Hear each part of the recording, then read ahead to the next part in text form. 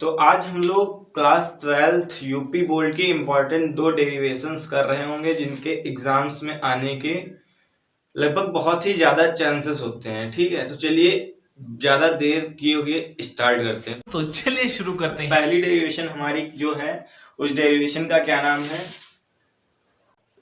उस डेरिवेशन का नाम है रेखीय आवेश के कारण विद्युत क्षेत्र की तीव्रता। अब रेखीय आवेश क्या होता है ये आपको पता होना चाहिए इस डेरिवेशन के लिए। बेसिकली इस डेरिवेशन का क्या कहने का मतलब है ये जानिए पहले कि आपके पास एक लंबा तार होगा जो कि रेखीय आवेशित तार होगा। तो ये हमारे पास एक लंबा तार है, ये रेखीय आवेशित तार है। तो इस डेरिवेशन को करने के लिए हमें ये जो तार है इसकी एक और प्रॉपर्टी है, जो रेखीय आवेशित तार है ये अनंत लंबाई का है, यानी कि इसकी कोई दूरी फिक्स नहीं है। अनंत का मतलब बेसिकली ये है। तो ये हमने इसको अनंत लंबाई का बना दिया है। अब चलिए इसके हम कुछ घटक कर लेते हैं, क्योंकि डेरिवेशन करने के लिए घटक हमें करना जरूरी है। तो इसका हम एक ऊपर घटक कर लेंगे। पहले दो अल्पांश मान लेते हैं, ये एक ऊपरी अल्पांश और एक नीचे अल्पांश। अब घटक करने के लिए हम बेसिकली करते क्या है, एक सेंटर से यहाँ से लाइन खींचेंगे मान के कुछ भी, और ये और एक इधर से। ठीक है, तो ऐसे मतलब कि सिंपली घटक किए जाते हैं। ठीक है, तो जहां पे ये लाइन मीटअप हो रही है दोनों, यहां से हम एक ये लाइन खींच लेंगे। अब हम इसमें कुछ थीटा एंगल मान लेंगे और एक ऐसे लाइन फिर एक ऐसे लाइन। ठीक है, तो थीटा एंगल क्या है, ये हम थीटा मान लेंगे। थीटा एंगल मानने के बाद ऊपर का जो घटक होता है वो क्या होता है, देखिए जैसे ये एक एंगल बना हुआ है, यहाँ पे आपको घटक निकालना है। तो जो थीटा की तरफ का घटक होगा, यानी कि ये थीटा का तरफ है ना घटक, तो ये कॉस थीटा होगा। वही थीटा के अपोजिट साइड वाला जो घटक होता है वो साइन थीटा होता है। तो देख लीजिए ये हमने घटक निकाल लिए हैं। जो थीटा की तरफ घटक है यानी कि इधर, ये क्या होगा, ये कॉस होगा, और ऊपर क्या होगा, साइन।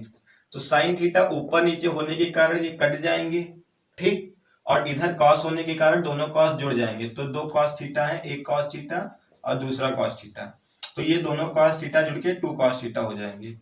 ठीक है, तो इन्हीं दोनों की वजह से हमें विद्युत क्षेत्र ज्ञात करना है।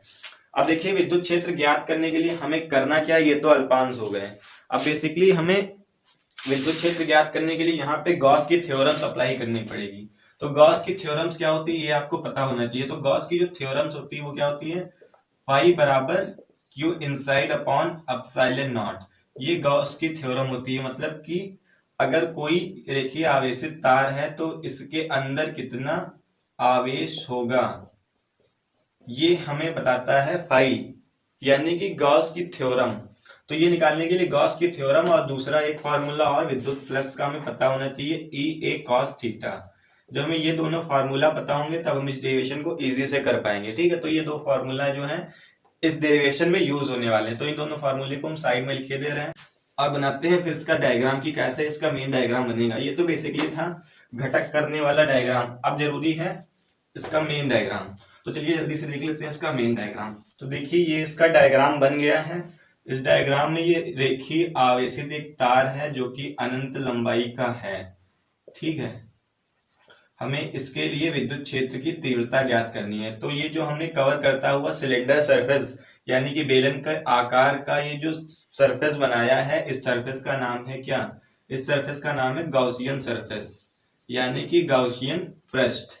तो ये गॉसियन पृष्ठ क्यों बनाया है, क्योंकि अब गॉसियन थ्योरम क्या होती है, गॉसियन की थ्योरम यही तो होती है गॉस की, Q inside upon epsilon not. मतलब कि ये किसी भी बंद पृष्ठ के अंदर के विद्युत क्षेत्र, मतलब सॉरी, बंद पृष्ठ के अंदर के आवेश को दर्शाता है कि कोई अगर बंद पृष्ठ है तो उसके अंदर कितना आवेश होगा। तो चलिए देखते हैं अब कि कैसे निकालेंगे विद्युत क्षेत्र की तीव्रता।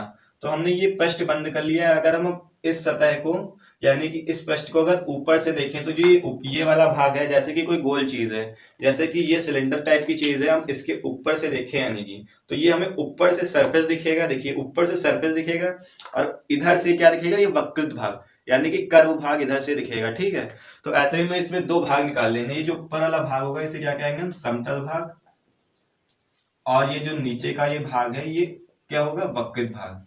अब दूसरी बात इसमें हमें क्या करनी है, तो इसमें हम दूसरा फार्मूला हमने क्या बताया था, पाई बराबर फ्लक्स का फार्मूला, ई ए कॉस थीटा, ये दो यूज हो रहे होंगे। तो ई ए कॉस थीटा, यहाँ पे कॉस थीटा क्या है, डायरेक्शन है, और ए यहाँ पे हमने पूरा रख दिया, लेकिन यहाँ पे अल्पांश है तो अल्पांश के लिए हम ईडीएस कॉस थीटा का यूज कर रहे होंगे। ठीक है, तो हमें डायरेक्शंस निकाल लेनी है। जो इलेक्ट्रिक फील्ड की डायरेक्शन है वो ये है। ठीक है, तो इलेक्ट्रिक फील्ड की डायरेक्शन ये है, ऊपर भी नीचे भी। और जो ds होता है वो मतलब कि लगभग एरिया वेक्टर होता है, और एरिया वेक्टर जो होता है वो सरफेस के परपेंडिकुलर हमेशा होता है। ये बात आपको याद रखनी। तो परपेंडिकुलर मतलब कि यहां से ये हो जाएगा।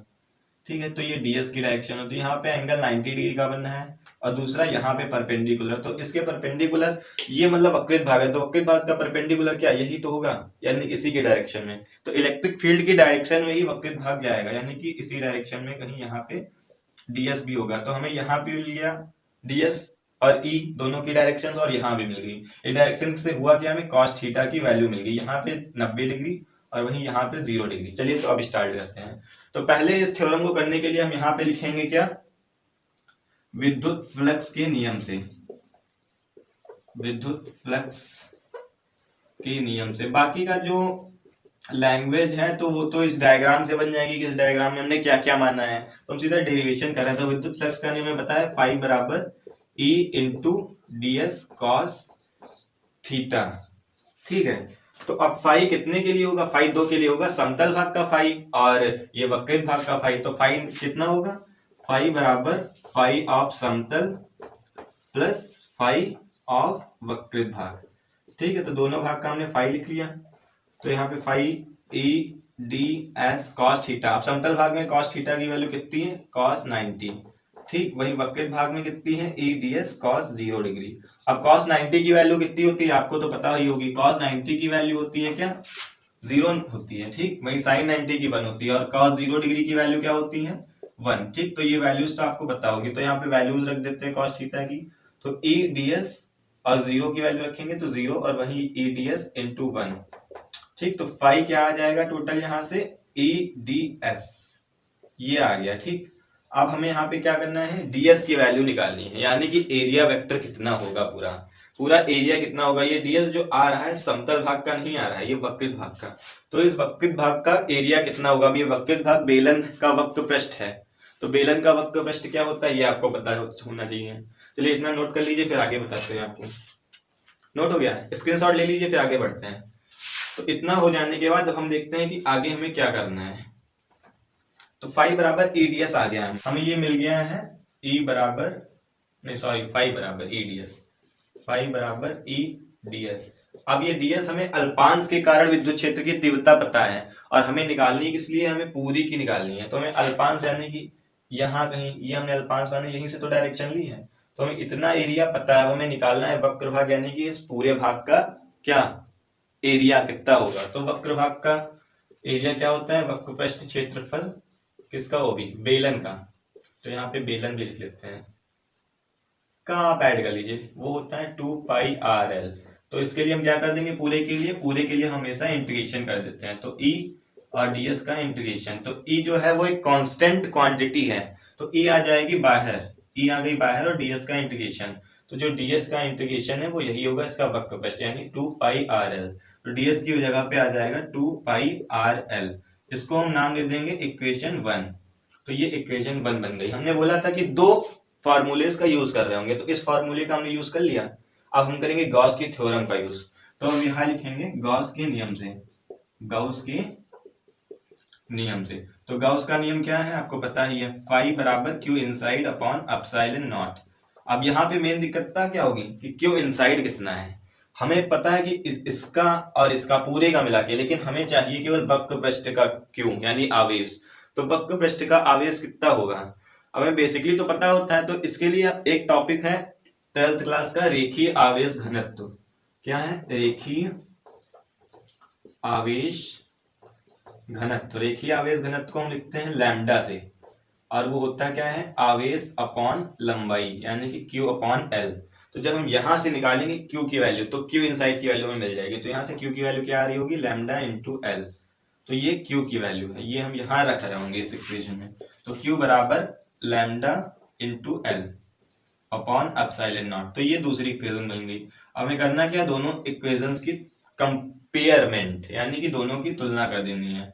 तो जो 5 सेम है तो ये 5 हट जाएगा, इधर क्या बचेगा e 2 pi R L is equal to lambda L upon epsilon naught. ठीक, अब कुछ कट रहा है, देखिए एल से एल कट जा रहा है, बाकी तो कुछ नहीं कटेगा। तो e बराबर lambda upon 2 pi R into epsilon naught. तो इतनी विद्युत क्षेत्र की तीव्रता होती है जब कोई रेखीय आवेशित तार होता है। अब यहाँ पे हम एक चीज क्या कर सकते हैं, देखिए 2 से मल्टीप्लाई ऊपर करा दे और 2 से मल्टीप्लाई नीचे करा दे, तो क्या निकलेगा E बराबर 2 lambda upon 4 pi epsilon naught into R. अब ये 4 पाई एप्सिलॉन नॉट आर क्या दिख रहा है आपको यहाँ पे, 1 upon 4 pi epsilon naught is equal to K. तो ये k की वैल्यू यहाँ पे आपको दिख रही है, तो इसको ऊपर भेज के k आ जाएगा। तो E बराबर 2k लैम्डा अपॉन r। ठीक है, तो ये डेरिवेशन बहुत ही इंपॉर्टेंट है। ये डेरिवेशन लगभग हर बार एग्जाम में पूछी जाती है, तो आपको पता ही होना चाहिए। चलिए स्क्रीनशॉट ले लीजिए, फिर बढ़ते हैं अपनी दूसरी डेरिवेशन की तरफ। ऐसे तो नहीं होता है। अब लाइट ही चली गई है तो क्या करें।